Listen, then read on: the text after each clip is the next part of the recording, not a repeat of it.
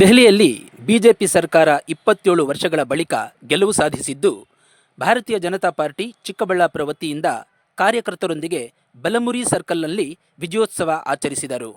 Narendra Modi, Amit Shah, Vijayendra, doctor ಸುಧಾಕರ್ಗೆ ಜೈಕಾರ ಕೂಗಿದರು. ನಂತರ ಪಟಾಕಿ ಸಿಡಿಸಿ ಸಿಹಿ ಹಂಚಿ ಸಂಭ್ರಮಿಸಿದರು.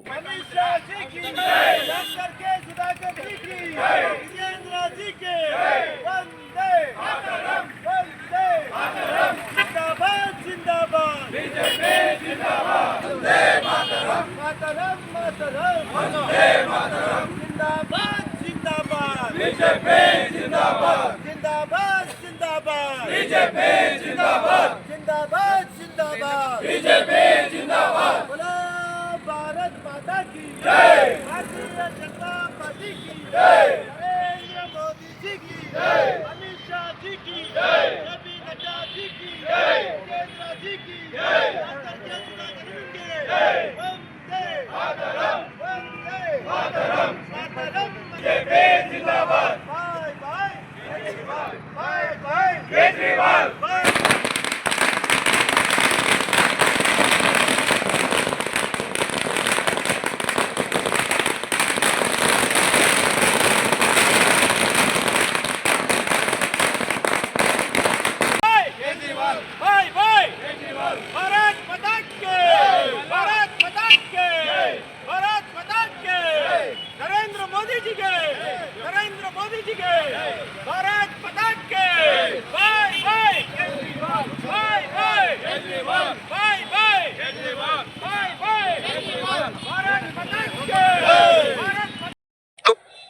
ನಂತರ ಸುದ್ದಿಗಾರರೊಂದಿಗೆ ಮಾತನಾಡಿದ ಚಿಕ್ಕಬಳ್ಳಾಪುರ ಜಿಲ್ಲಾ ಬಿಜೆಪಿ ಪ್ರಧಾನ ಕಾರ್ಯದರ್ಶಿ ಮುರಳೀರವರು, ದೆಹಲಿ ಚುನಾವಣೆ ಆದರ್ಶವಾಗಿ ತೆಗೆದುಕೊಂಡು ಇನ್ನು ಮುಂದೆ ಬರುವ ಎಲ್ಲ ಚುನಾವಣೆಗಳು ಗೆದ್ದು ನರೇಂದ್ರ ಮೋದಿ ಕೈ ಬಲಪಡಿಸುತ್ತೇವೆ ಎಂದರು.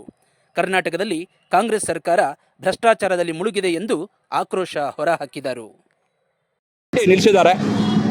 ಹಾಗೆ 2047ಕ್ಕೆ ಇಡೀ ಭಾರತವನ್ನು ಒಂದು ವಿಕಸಿತ ಭಾರತವನ್ನಾಗಿ ಮಾಡಬೇಕು, ಭಾರತವನ್ನು ಒಂದು ವಿಶ್ವಗುರುವನ್ನಾಗಿ ಉನ್ನತ ಸ್ಥಾನಕ್ಕೆ ತೆಗೆದುಕೊಂಡು ಹೋಗಬೇಕು ಅನ್ನೋ ಒಂದು ಅಜೆಂಡಾವನ್ನು ಇಟ್ಕೊಂಡಿರ್ತಕ್ಕಂಥ ಸನ್ಮಾನ್ಯ ನಿಮ್ಮೆಲ್ಲರ ಹೆಮ್ಮೆಯ ವಿಶ್ವ ನಾಯಕರಾದ ನರೇಂದ್ರ ಮೋದಿಜಿಯವರ ಏನು ಪರಿಕಲ್ಪನೆ ಏನಿದೆ ಅದರ ಭಾಗವಾಗಿ ಇವತ್ತು ಏನು ದೆಹಲಿಯಲ್ಲಿ ಇವತ್ತು ಚುನಾವಣೆ ಫಲಿತಾಂಶ ಘೋಷಣೆ ಆಗಿದೆ. ಏನು ಕಳೆದ 27 ವರ್ಷಗಳಿಂದ ನಾವು ಅಧಿಕಾರ ವಂಚಿತರಾಗಿದ್ದರೆ ದೆಹಲಿಯಲ್ಲಿ ಕೇವಲ ನಾವು ಈ ದೇಶವನ್ನು ಭ್ರಷ್ಟಾಚಾರ ಮುಕ್ತವಾಗಿ ಮಾಡ್ತೀವಿ, ಭ್ರಷ್ಟಾಚಾರದ ಒಂದು ಹೆಸರನ್ನು ಹೇಳಿಕೊಂಡು ಒಂದು ಏನು ಆಡಳಿತಕ್ಕೆ ಬಂದಂಥ ಅರವಿಂದ್ ಕೇಜ್ರಿವಾಲ್ರವರು ಅದು ನಿಜವಾಗಿ ಇಡೀ ದೇಶಕ್ಕೆ ಆ ದೆಹಲಿ ಮತದಾರರಿಗೆ ಯಾವ ರೀತಿ ಮಣ್ಣೆರಚಿದ್ರು ಅಂತಕ್ಕಂಥ ವಿಚಾರ ನಮಗೆಲ್ಲ ಗೊತ್ತಿದೆ.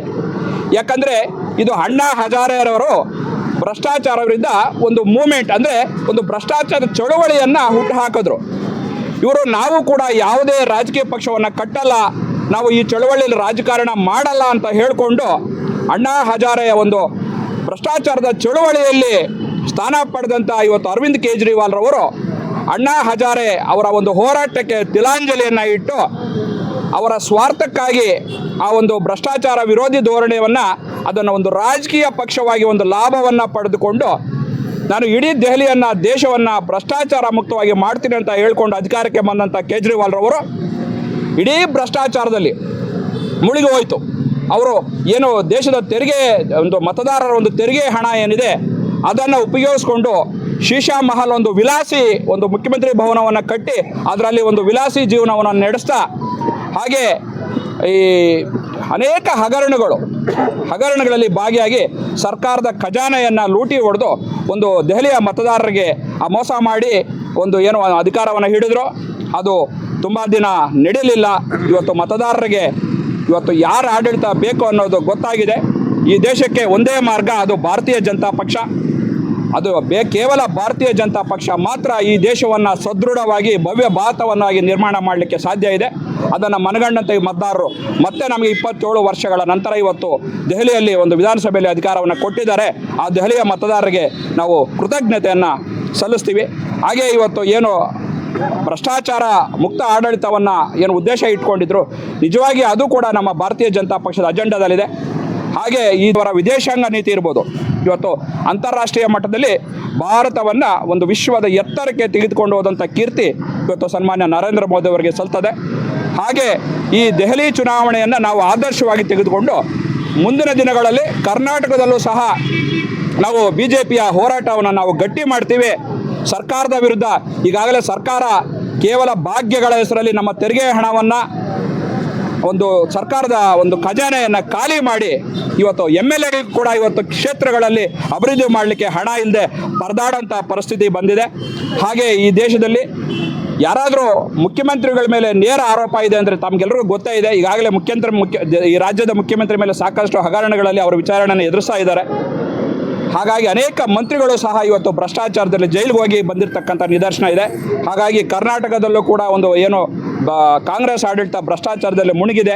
ಹಾಗಾಗಿ ಇವತ್ತು ಕರ್ನಾಟಕಕ್ಕೆ ಕೂಡ 2028ರ ಚುನಾವಣೆಯಲ್ಲಿ ಭಾರತೀಯ ಜನತಾ ಪಕ್ಷ ವಿಜಯ ಪತಾಕೆಯನ್ನು ಹಾರಿಸ್ತೀವಿ.